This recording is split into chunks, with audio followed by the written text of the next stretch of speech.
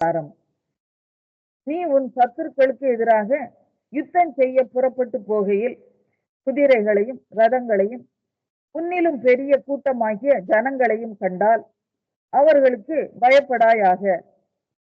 உன்னை எகிப்து தேசத்திலிருந்து புறப்பட பண்ணின உன் தேவனாகிய கர்த்தர் உன்னோடே இருக்கிறார்.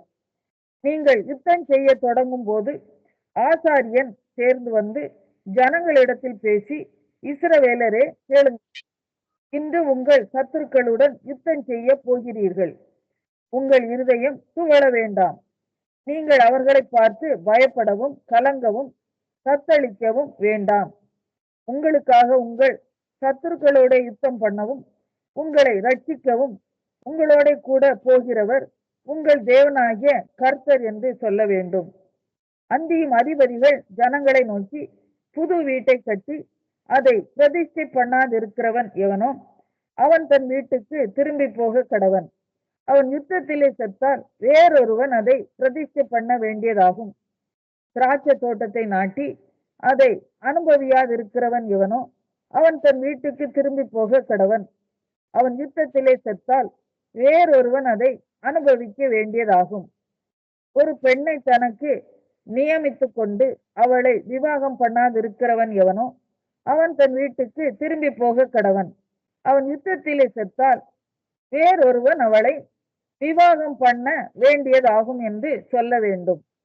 பின்னும் அதிபதிகள் ஜனங்களுடனே பேசி, பயங்காளியும் திடனற்றவனுமாய் இருக்கிறவன் எவனோ அவன் தன் சகோதரரின் இருதயத்தை தன் இருதயத்தை போல கரைந்து போக பண்ணாதபடிக்கு தன் வீட்டுக்கு திரும்பி போக கடவன் என்று சொல்ல வேண்டும். அதிபதிகள் ஜனங்களோட பேசி முடிந்த பின்பு ஜனங்களை நடத்தும்படி சேனை தலைவரை நியமிக்க கடவர்கள். நீ ஒரு பட்டணத்தின் மேல் யுத்தம் பண்ண நெருங்கும் போது அந்த பட்டணத்தாருக்கு சமாதானம் கூற கடவாய். அவர்கள் உனக்கு சமாதானமான உத்தரவு கொடுத்து வாசலை திறந்தால் அதில் உள்ள ஜனங்கள் எல்லாரும் உனக்கு பகுதி கட்டுகிறவர்களாகி உனக்கு ஊழியம் செய்ய கடவர்கள். அவர்கள் உன்னோட சமாதானப்படாமல் உன்னோட யுத்தம் பண்ணுவார்களானால் நீ அதை முத்திக்கை போட்டு உன் தேவனாகிய கர்த்தர் அதை உன் கையில் ஒப்பு கொடுக்கும் போது அதில் உள்ள புருஷர்கள் எல்லாரையும் பட்டய கருக்கினால் வெட்டி ஸ்திரீகளையும் குழந்தைகளையும் மிருக ஜீவன்களையும் மாத்திரம் உயிரோட வைத்து பட்டணத்தில் உள்ள எல்லாவற்றையும் கொள்ளையிட்டு உன் தேவனாகிய கர்த்தர் உனக்கு ஒப்பு கொடுத்த உன் சத்துருக்களின் கொள்ளை பொருளை அனுபவிப்பாயாக. இந்த ஜாதிகளை சேர்ந்த பட்டணங்களாய் இராமல் உனக்கு வெகு தூரத்தில் இருக்கிற சகல பட்டணங்களுக்கும் இப்படியே செய்வாயாக. உன் தேவனாகிய கர்த்தர் உனக்கு சுதந்திரமாக கொடுக்கிற ஏத்தியர், எமோரியர், கானானியர், பெரிசியர், ஏவியர், எபூசியர் என்னும் ஜனங்களின் பட்டணங்களிலே மாத்திரம் சுவாசமுள்ளதொன்றையும் உயிரோட வைக்காமல் அவர்களை உன் தேவனாகிய கர்த்தர் உனக்கு கட்டளையிட்டபடியே சங்காரம் பண்ண கடவாய்.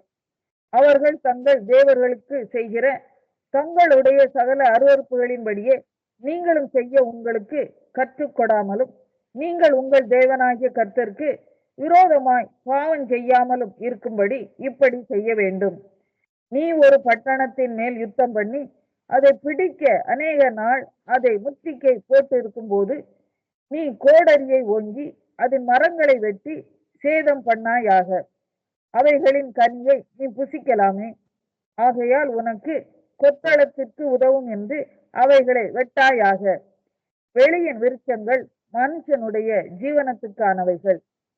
புசிக்கிறதுக்கேற்ற கனி கொடாத மரம் என்று நீ அறிந்திருக்கிற மரங்களை மாத்திரம் வெட்டி அழித்து உன்னோடு யுத்தம் பண்ணுகிற பட்டணம் பிடிபடும் மட்டும் அதற்கு.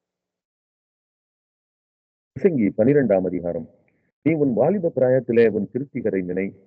தீங்கு நாட்கள் வராததற்கு முன்னும் எனக்கு பிரியமானவைகள் அல்ல என்று நீ சொல்லும் வருஷங்கள் சேராததற்கு முன்னும் சூரியனும் வெளிச்சமும் சந்திரனும் நட்சத்திரங்களும் அந்தகாரப்படாததற்கு முன்னும் மழைக்கு பின் மேகங்கள் திரும்ப திரும்ப வராததற்கு முன்னும் வீட்டு காவலாளிகள் தள்ளாடி பலசாலிகள் கூணி போய் இயந்திரம் அரைக்கிறவர்கள் கொஞ்சமானதினால் ஓய்ந்து பலகணி வழியாய் பார்க்கிறவர்கள் இருண்டு போகிறதற்கு முன்னும் இயந்திர சத்தம் தாழ்ந்ததினால் பெருவாசலின் கதவுகள் அடைபட்டு குருவியின் சத்தத்துக்கும் எழுந்திருக்க வேண்டியதாகி கீத வாத்திய கன்னிகைகள் எல்லாம் அடங்கி போகாததற்கு முன்னும், மேட்டுக்காக அச்சமுண்டாகி வழியிலே பயங்கள் தோன்றி, பாதுமை மரம் பூ பூத்து வெட்டுக்கிளியும் பாரமாகி பசி தீவனமும் அற்று போகாததற்கு முன்னும், மனுஷன் தன் நித்திய வீட்டுக்கு போகிறதுனாலே துக்கம் கொண்டாடுகிறவர்கள் வீதியிலே பிரியாததற்கு முன்னும், வெள்ளிக்கயிறு கட்டுவிட்டு பொற்கிணி நசுங்கி ஊற்றின் அருகே சால் உடைந்து துறவண்டையில் உருளை நொறுங்கி இவ்விதமாய் மண்ணானது தான் முன்னிருந்த பூமிக்கு திரும்பி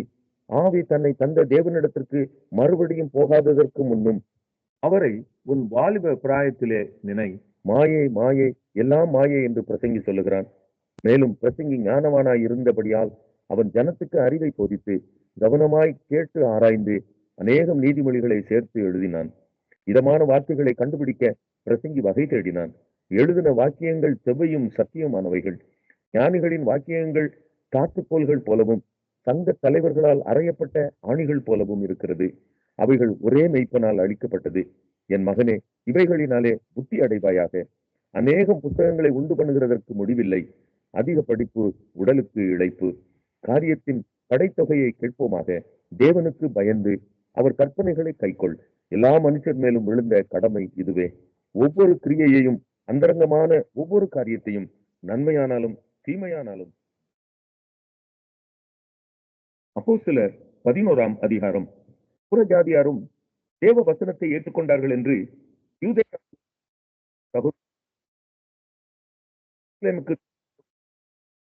உள்ளவர்கள் அவனை நோக்கி, விருத்த சேதனம் இல்லாத மனுஷரிடத்தில் நீர் போய் அவர்களோட போஜனம் பண்ணினீர் என்று அவனோட வாக்குவாதம் பண்ணினார்கள். அதற்கு பேதுரு காரியத்தை முதலில் இருந்து வரிசையாய் அவர்களுக்கு விவரிக்க தொடங்கி, நான் யோப்பா பட்டணத்தில் ஜெபம் பண்ணி கொண்டிருந்த போது ஞான திருஷ்டி அடைந்து ஒரு தரிசனத்தை கண்டேன். அது என்னவென்றால், 4 முனைகளும் கட்டப்பட்ட பெரிய துப்பட்டியை போல ஒரு கூடு வானத்திலிருந்து என்னிடத்தில் இறங்கி வந்தது. அதிலே நான் உற்று பார்த்து 4 கால் ஜீவன்களையும் காட்டு மிருகங்களையும் ஊரும் பிராணிகளையும் ஆகாயத்து பறவைகளையும் கண்டேன். அல்லாமலும் பேதுருவே, எழுந்திரு, அடித்து புசி என்று என்னுடனே சொல்லுகிற சத்தத்தை கேட்டேன். அதற்கு நான், ஆண்டவரே, அப்படியல்ல, தீட்டும் அசுத்தமுமாய் இருக்கிற யாதொன்றும் ஒரு காலம் என் வாய்க்குள்ளே போனதில்லை என்றேன். 2ஆம் தரமும் வானத்திலிருந்து சத்தம் உண்டாகி, தேவன் சுத்தமாக்கினவைகளை நீ தீட்டாக எண்ணாதே என்று மறுமொழி சொல்லிற்று. இப்படி 3 தரம் சம்பவித்த பின்பு எல்லாம் வானத்திற்கு திரும்ப எடுத்துக் கொள்ளப்பட்டது. உடனே செசரியாவிலிருந்து என்னிடத்திற்கு அனுப்பப்பட்ட 3 மனுஷர் நான் இருந்த வீட்டுக்கு முன்னே வந்து நின்றார்கள். நான் ஒன்றுக்கும் சந்தேகப்படாமல் அவர்களோட கூட போகும்படி ஆவியானவர் எனக்கு கட்டளையிட்டார். சகோதரராகிய இந்த 6 பேரும் என்னோட கூட வந்தார்கள். அந்த மனுஷனுடைய வீட்டுக்குள் பிரவேசித்தோம். அவனோ தன் வீட்டிலே ஒரு தேவதூதன் நிற்கிறதை கண்டதாகவும், யோப்பா பட்டணத்தில் இருக்கிற பேதுரு என்று மறுபெயர் கொண்ட சீமோனை அழைக்கும்படிக்கு மனுஷரை அவ்விடத்திற்கு அனுப்பு, நீயும் உன் வீட்டார் அனைவரும் ரட்சிக்கப்படுவதற்கு ஏதுவான வார்த்தைகளை அவன் உனக்கு சொல்லுவான் என்று அந்த தூதன் தனக்கு சொன்னதாகவும் எங்களுக்கு அறிவித்தான். நான் பேசத் தொடங்கின போது பரிசுத்த ஆவியானவர் ஆதியிலே நம்மேல் இறங்கினது போலவே அவர்கள் மேலும் இறங்கினார். யோவான் ஜலத்தினாலே ஞானஸ்நானம் கொடுத்தான், நீங்களோ பரிசுத்த ஆவியினாலே ஞானஸ்நானம் பெறுவீர்கள் என்று கர்த்தர் சொன்ன வார்த்தையை அப்பொழுது நினைவு கூர்ந்தேன். ஆதலால் கர்த்தராகிய இயேசு கிறிஸ்துவை விசுவாசித்திருக்கிற நமக்கு தேவன் வரத்தை அனுகிரகம் பண்ணினது போல அவர்களுக்கும் அந்த வரத்தையே அனுகிரகம் பண்ணியிருக்கும் போது தேவனை தடுக்கிறதற்கு நான் எம்மாத்திரம் என்றான். இவைகளை அவர்கள் கேட்டபொழுது அமர்ந்திருந்து, அப்படியானால் ஜீவனுக்கு ஏதுவான மனம் திரும்புதலை தேவன் புறஜாதியாருக்கும் அருளி செய்தார் என்று சொல்லி தேவனை மகிமைப்படுத்தினார்கள். தேவான் நிமித்தமாய் எழும்பின உபத்திரவத்தினாலே சிதறப்பட்டவர்கள் சுவிசேஷ வசனத்தை யூதர்களுக்கே அன்றி மற்ற ஒருவருக்கும் அறிவியாமல் பெனிக்கே நாடு, சீப்புரு தீவு, அந்தியோகியா பட்டணம் வரைக்கும் சுற்றித் திரிந்தார்கள். அவர்களில் சீப்புரு தீவாரும் சிரேனே பட்டணத்தாருமாகிய சிலர் அந்தியோகியா பட்டணத்துக்கு வந்து கிரேக்கருடனே பேசி கர்த்தராகிய இயேசு கிறிஸ்துவை குறித்து பிரசங்கித்தார்கள். கர்த்தருடைய கரம் அவர்களோட இருந்தது. அநேக ஜனங்கள் விசுவாசிகளாகி கர்த்தரிடத்தில் திரும்பினார்கள். எருசலேமில் உள்ள சபையார் இந்த காரியங்களை குறித்து கேள்விப்பட்ட போது அந்தியோகியா வரைக்கும் போகும்படிக்கு பர்னபாவை அனுப்பினார்கள். அவன் போய் சேர்ந்து தேவனுடைய கிருபையை கண்டபோது சந்தோஷப்பட்டு கர்த்தரிடத்தில் மன நிர்ணயமாய் நிலைத்திருக்கும்படி எல்லாருக்கும் புத்தி சொன்னான். அவன் நல்லவனும் பரிசுத்த ஆவியினாலும் விசுவாசத்தினாலும் நிறைந்தவனுமாயிருந்தான். அநேக ஜனங்கள் கர்த்தரிடமாய் சேர்க்கப்பட்டார்கள். பின்பு பர்னபா சவுலை தேடும்படி தர்சுவுக்கு புறப்பட்டு போய் அவனை கண்டு அந்தியோகியாவுக்கு அழைத்து கொண்டு வந்தான். அவர்கள் 1 வருஷ காலமாய் சபையோட கூடியிருந்து அநேக ஜனங்களுக்கு உபதேசம் பண்ணினார்கள். முதல் அந்தியோகியாவிலே சீஷர்களுக்கு கிறிஸ்தவர்கள் என்கிற பெயர் வழங்கிற்று. அந்நாட்களிலே எருசலேமிலிருந்து சில தீர்க்கதரிசிகள் அந்தியோகியாவுக்கு வந்தார்கள். அவர்களில் ஒருவனாகிய அகபு என்பவன் எழுந்து உலகமெங்கும் கொடிய பஞ்சம் உண்டாகும் என்று ஆவியானவராலே அறிவித்தான். அது அப்படியே கிலவுதியு ராயனுடைய நாட்களிலே உண்டாயிற்று. அப்பொழுது சீஷரில் அவரவர் தங்கள் திராணிக்கு தக்கதாக யூதேயாவில் குடியிருக்கிற சகோதரருக்கு உதவியாக பணம் சேகரித்து அனுப்ப வேண்டும் என்று தீர்மானம் பண்ணினார்கள். அப்படியே 12ஆம் அதிகாரம். பர்னபா காலத்திலே ஏரோது ராஜா சபையிலே சிலரை துன்பப்படுத்த தொடங்கி யோவானுடைய சகோதரனாகிய யாக்கோபை பட்டயத்தினாலே கொலை செய்தான். அது யூதருக்கு பிரியமாய் இருக்கிறது என்று அவன் கண்டு பேதுருவையும் பிடிக்க தொடர்ந்தான். அப்பொழுது புளிப்பில்லாத அப்ப பண்டிகை நாட்களாயிருந்தது. அவனை பிடித்து சிறைச்சாலையிலே வைத்து பஸ்கா பண்டிகைக்கு பின்பு ஜனங்களுக்கு முன்பாக அவனை வெளியே கொண்டு வரலாம் என்று எண்ணி அவனை காக்கும்படி வகுப்புக்கு 4 போர் சேவகராக ஏற்படுத்திய 4 வகுப்புகளின் வசமாக ஒப்புவித்தான். அப்படியே பேதுரு சிறைச்சாலையிலே காக்கப்பட்டிருக்கையில் சபையார் அவனுக்காக தேவனை நோக்கி ஊக்கத்தோட ஜெபம் பண்ணினார்கள். ஏரோது அவனை வெளியே கொண்டு வரும்படி குறித்திருந்த நாளுக்கு முந்தின நாள் ராத்திரியிலே பேதுரு 2 சங்கிலிகளினாலே கட்டப்பட்டு 2 சேவகர் நடுவே நித்திரை பண்ணி கொண்டிருந்தான். காவற்காரரும் கதவுக்கு முன்னிருந்து சிறைச்சாலையை காத்துக் கொண்டிருந்தார்கள். அப்பொழுது கர்த்தருடைய தூதன் அங்கே வந்து நின்றான். அறையிலே வெளிச்சம் பிரகாசித்தது. அவன் பேதுருவை விலாவிலே தட்டி சீக்கிரமாய் எழுந்திரு என்று அவனை எழுப்பினான். உடனே சங்கிலிகள் அவன் கைகளில் இருந்து விழுந்தது. தூதன் அவனை நோக்கி உன் அறையை கட்டி உன் பாதரட்சைகளை தொடுத்துக்கொள் என்றான். அவன் அந்தபடியே செய்தான். தூதன் பின்னும் அவனை நோக்கி உன் வஸ்திரத்தை போர்த்துக்கொண்டு என் பின்னே வா என்றான். அந்தபடியே அவன் புறப்பட்டு அவனுக்கு பின் சென்று தூதனால் செய்யப்பட்டது மெய் என்று அறியாமல் தான் ஒரு தரிசனம் காண்கிறதாக நினைத்தான். அவர்கள் 1ஆம் காவலையும் 2ஆம் காவலையும் கடந்து நகரத்திற்கு போகிற இருப்பு கதவண்டையிலே வந்தபோது அது தானாய் அவர்களுக்கு திறவுண்டது. அதன் வழியாய் அவர்கள் புறப்பட்டு ஒரு வீதி நெடுக நடந்து போனார்கள்.